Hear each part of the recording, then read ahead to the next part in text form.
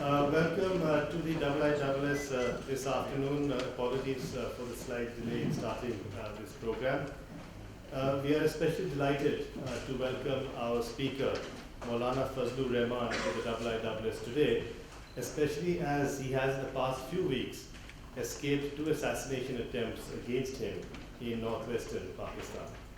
Maulana Rahman is the Amir or the chief of the most influential religious party in mainstream politics in Pakistan, the Jamaat Ulema-e-Islam Fazl, Islamic party of religious leaders. He is also a member of the National Assembly of Pakistan, where he is currently the chairman of its Parliamentary Kashmir Committee, having earlier been the chairman of the Foreign Affairs Committee.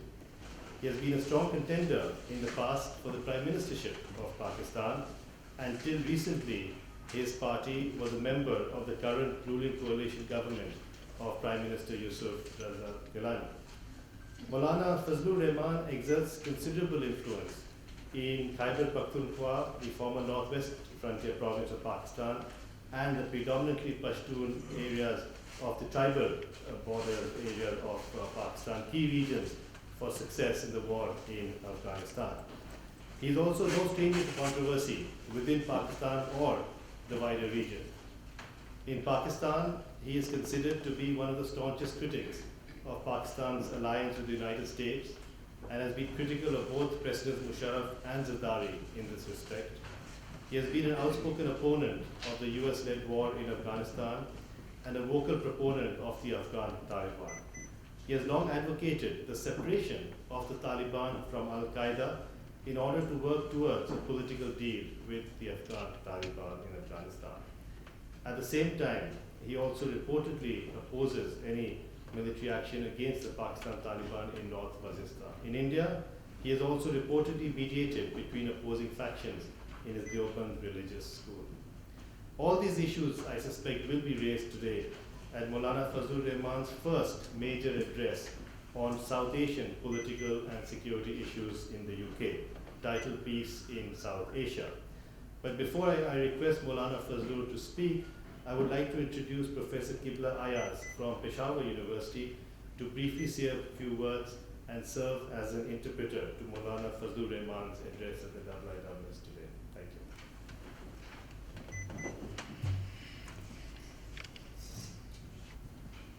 you. Honorable Maulana Fazlur Rahman, the organizers of this event, ladies and gentlemen of this event. As you all know, we are gathered here to discuss peace in South Asia. And we all know that there are 2 major problems in South Asia, Kashmir and Afghanistan.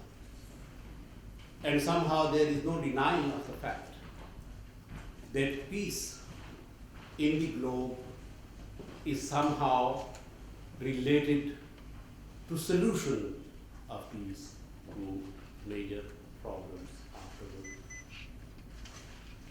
The history of the Kashmir problem is a little longer. The Afghan problem is relatively newer, but both these problems are now interconnected because of the groups of violent groups which are said to be involved and engaged in Afghanistan as well as in Kashmir.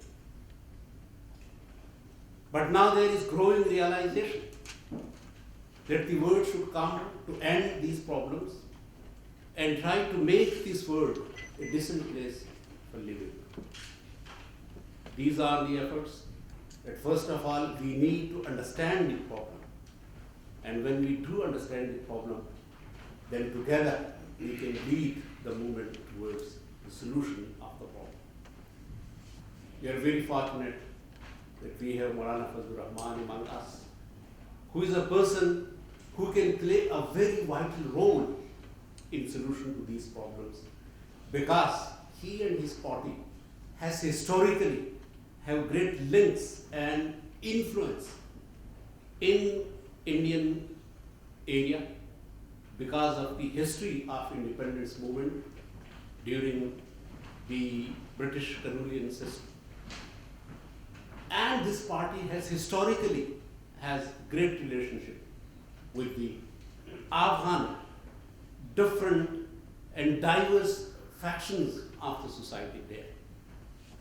So it is generally hoped that if we try to understand Maulana Fazlur Rahman not as part of the problem, but as part of the solution, then there lies a very bright future in front of us.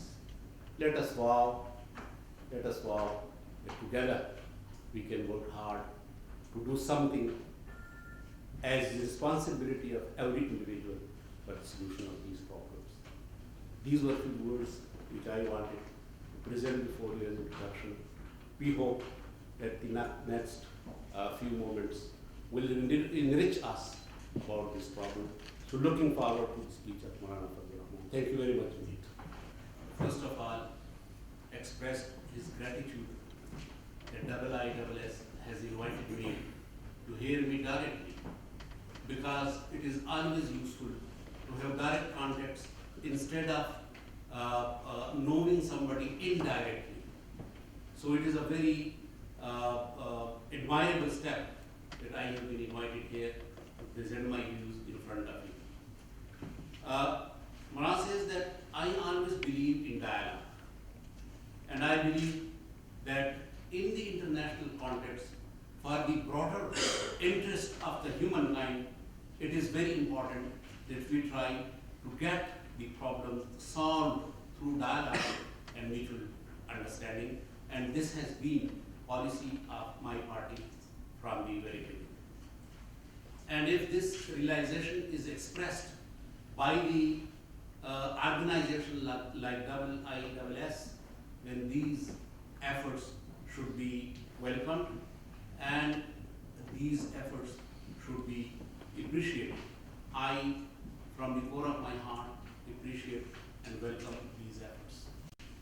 For the last 60 years, there was this problem of Kashmir in South Asia, which was looked at from the angle of a problem and clash between India and Pakistan. And the problems which were faced by the people of these two countries because of the Kashmir problem, that is apart. But then we are confronted with a new problem, and that problem is the problem of Afghanistan. The problem of Afghanistan has increased the difficulties of the area. The problem of Kashmir led to 3 wars in the area. But because of these 3 wars, we learned some lessons. And gradually we decided that instead of war, we should come to solve these problems through mutual understanding and dialogue. But while we were learning these experiences, we started confronting the Afghan problem, and then the world started trying to solve this problem of Afghanistan through war. It means that instead of learning from the experience of Kashmir, which had brought us towards dialogue, we did not learn from that experience, and we started solving the problem through war in Afghanistan. It means that the world are now following 2 ways: peace in Kashmir and a war in Afghanistan. This is a paradox. Maulana elaborated this point, which we discussed earlier, that the better relationship between India and Pakistan is very important to global peace. And in this context, India and Pakistan both are trying to solve the regional problem of Kashmir through negotiation and peace and dialogue. But then there is this problem which is not a regional problem, which is an international problem of Afghanistan.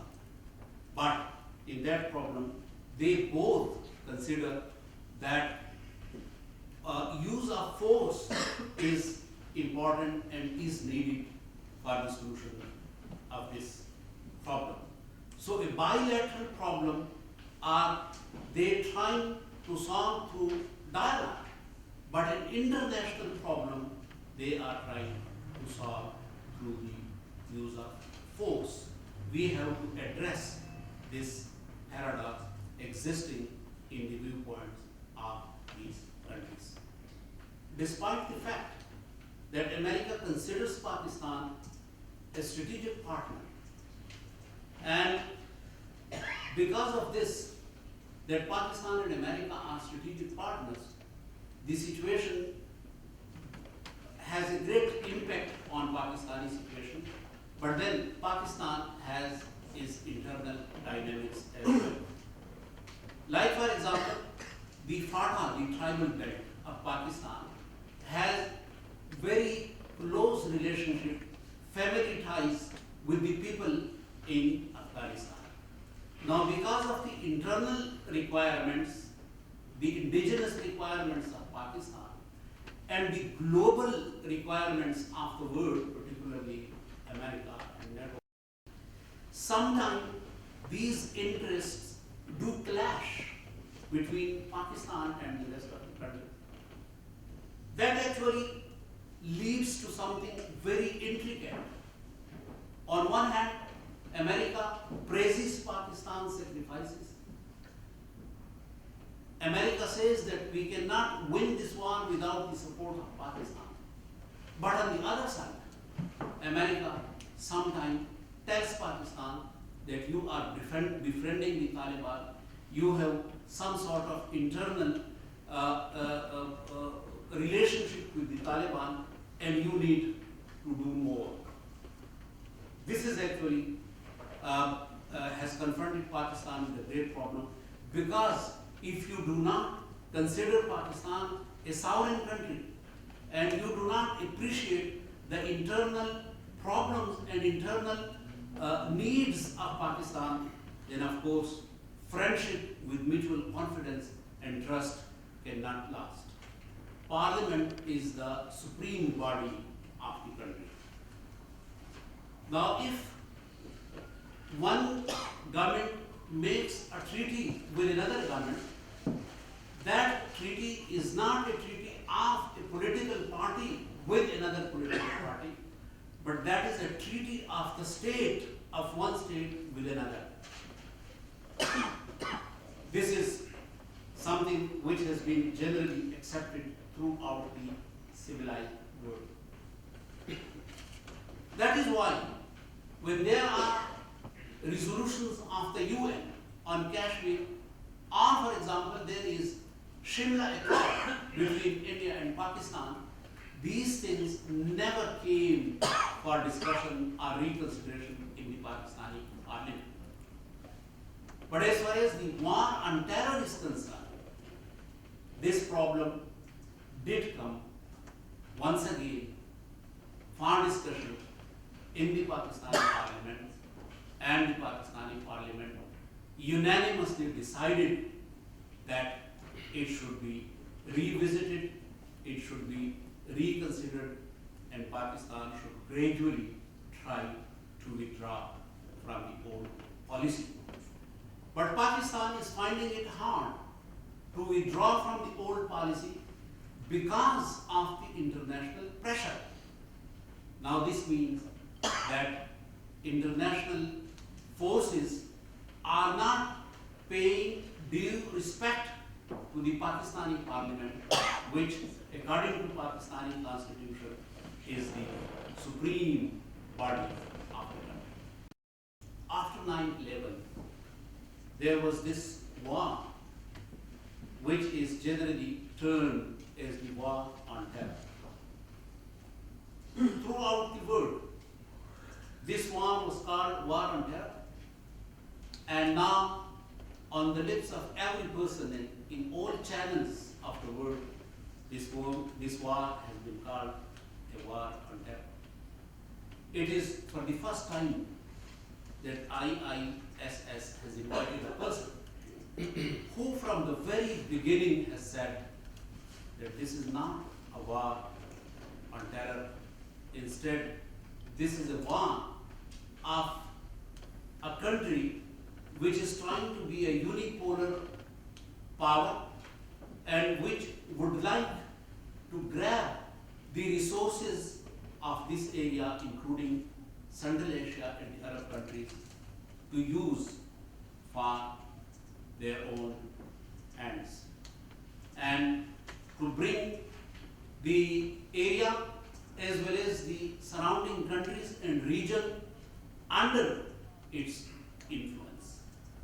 Now, if we go back to the incursion of Soviet Union against Afghanistan, this was said by the whole world, by the whole free world, led by America, that this is a war of Soviet Union to grab the resources of the area, and Russia was trying to get hold of the warm water. Now, this place has been supplanted by America, and America is doing the same thing which America was blaming Russia to be doing. The war on terror is the term used by some elitists.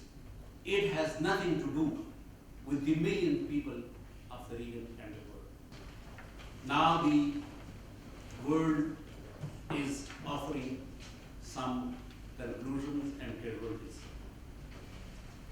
And the casualties are in consonance with the fears that we had expressed from the very beginning. And our viewpoint was that problems cannot be solved through wars, because 21st century is the century of knowledge, dialogue, human rights, mutual understanding. And we have said at a very early stage that we have the resources, but we do not have the high technology. And you have the high technology. Now, according to the Quranic sayings, let us join both together, your high technology and our resources, and we use this mixture of your high technology and our resources together for the welfare of the broader humanity.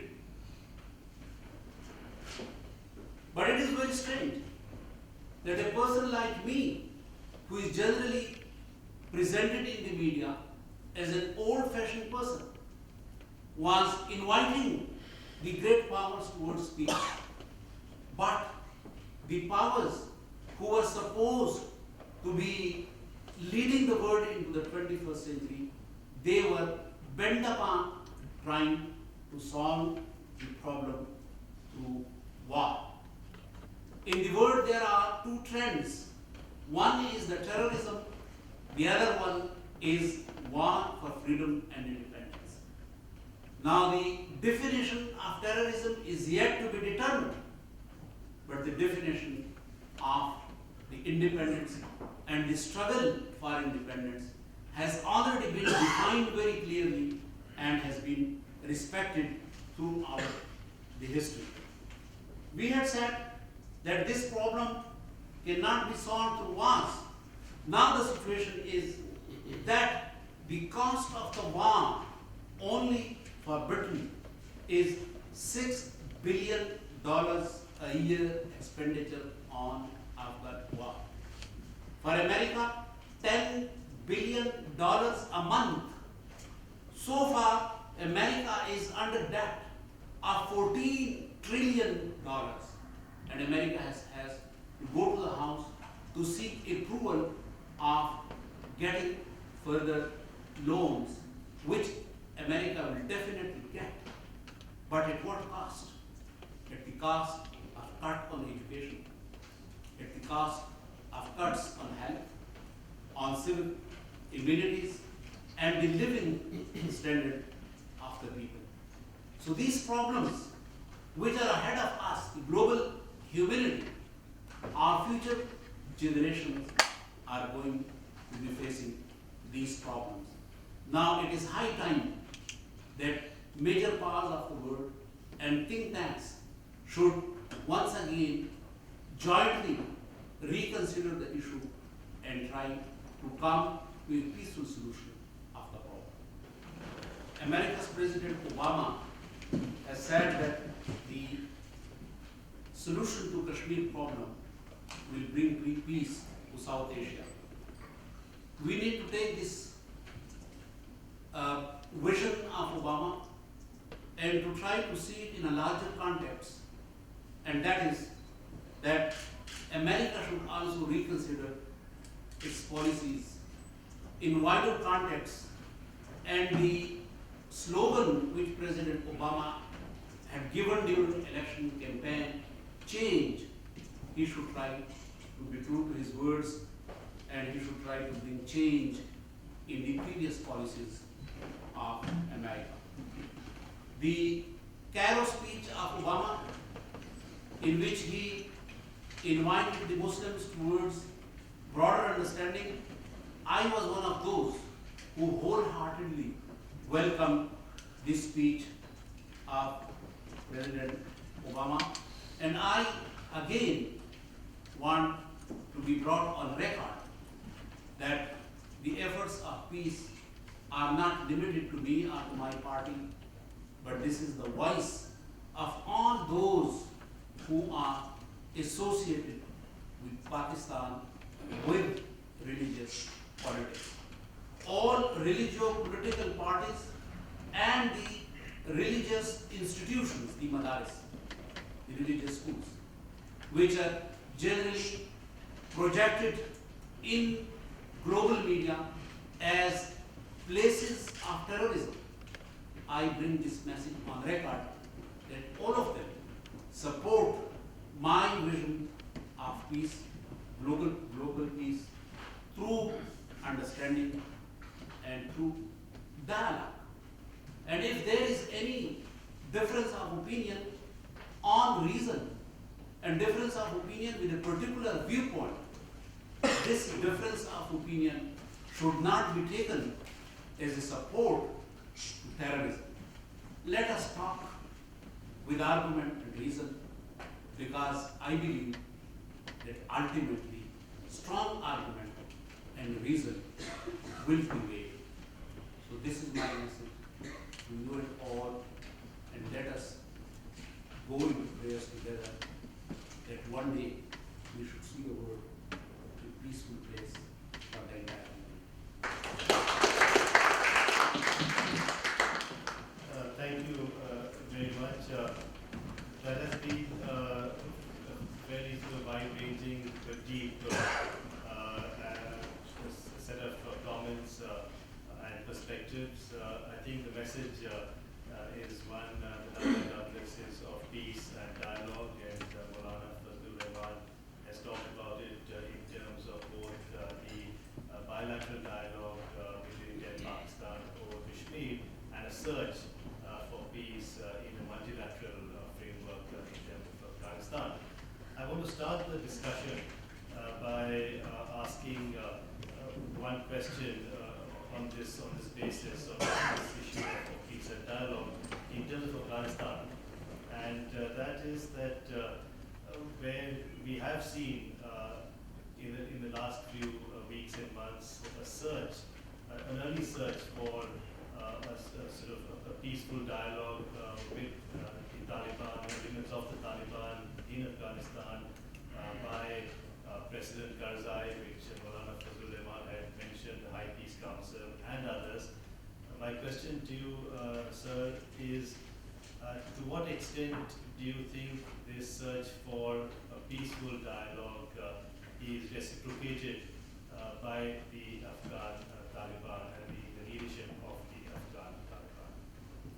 And I'll be looking for people who want to ask questions. Please get started.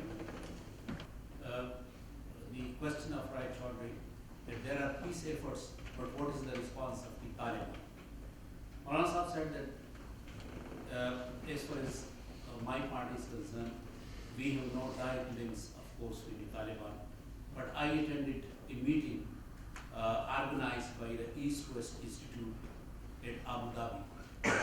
And in that meeting, there were Afghan delegations, including Burhanuddin Rabbani, who is the head of the Peace Commission.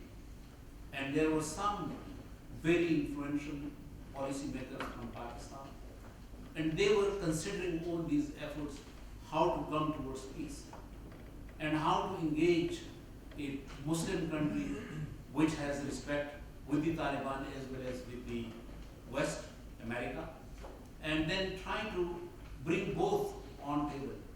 But my question was that you are considering peace efforts, but do you have any direct contact with the Taliban?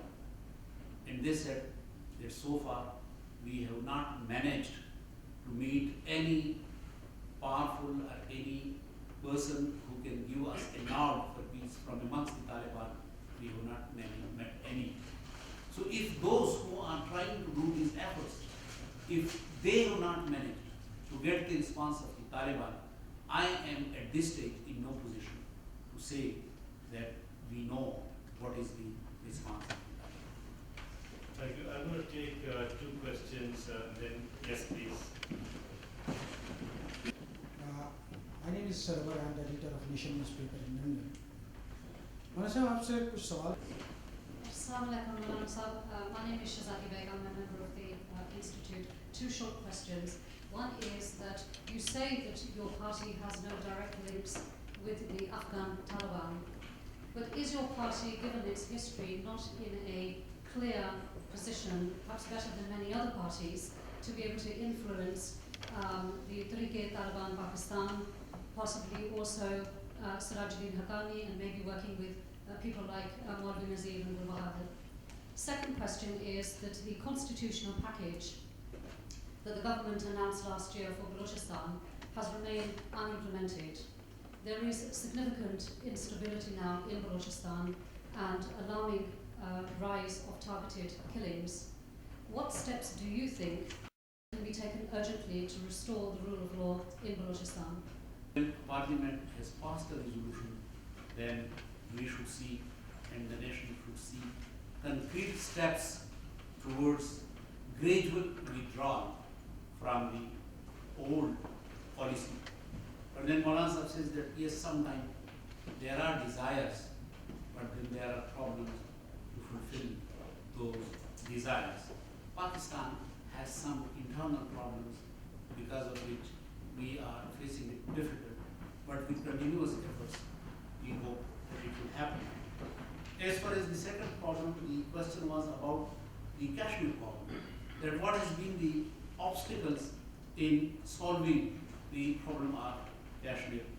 Maulana Sahib replied that we have passed through a long history of trying to get the problem solved, but now it is growing realization, and particularly on the part of Pakistan, because Pakistan cannot afford to be in a situation of war, because of this problem, we have the problem of trade deficit, we have the problem in import and export, like because of Kashmir we cannot have relationship and trade relationship with India and many other countries.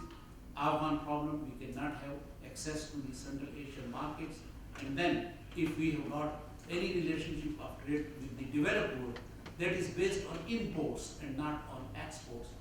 And these are things which has made this problem very important for Pakistan, and it is the desire of Pakistan, particularly in the present situation, that this problem should be solved.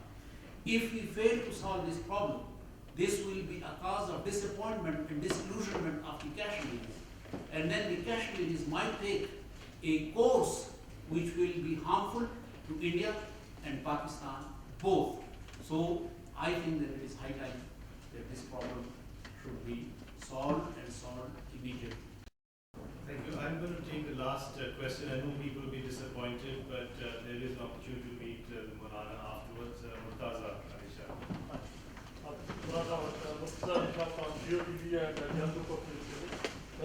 मेरा सवाल ये है कि आप क्या समझते हैं कि तालिबान ने जो अपने दौर में जो मिस्टेक्स की थी, आपकी फीलिंग क्या है कि His question was that when Taliban were in government in Afghanistan, they made many mistakes. Do you think that now Taliban have learned from their mistakes and will they behave properly?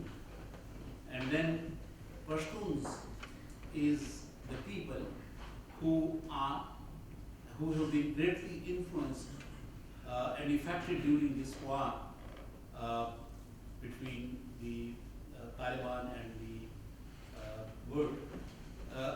So the sense of honor of the Pashtuns, will this make any headway towards any solution?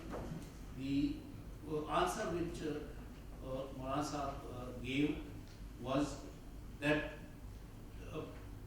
Afghan culture is not a new culture, it is centuries old culture, and the whole world was appreciating this culture when the Afghans were at war against Russian occupation.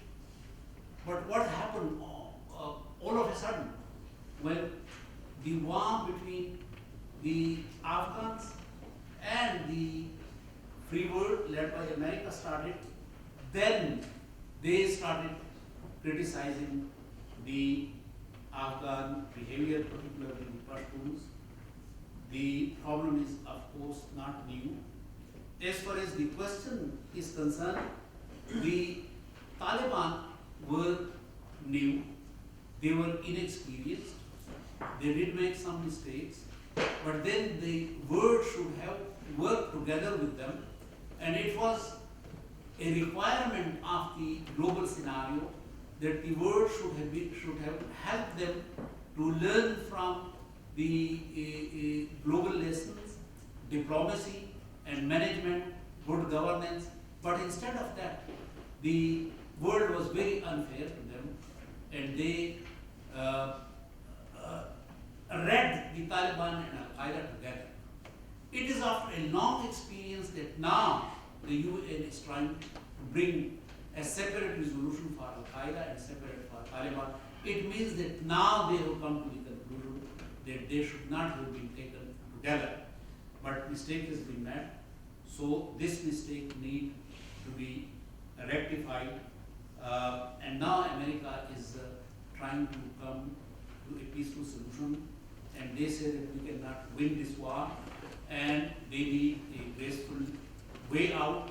So this graceful way out and this viewpoint that they have come, they have come to this viewpoint after a long struggle, what we have been telling them from the very beginning. The Afghan and the Taliban, of course, the problems were there, but with the passage of time, people do learn. So they have definitely learned new lessons. Thank you very much.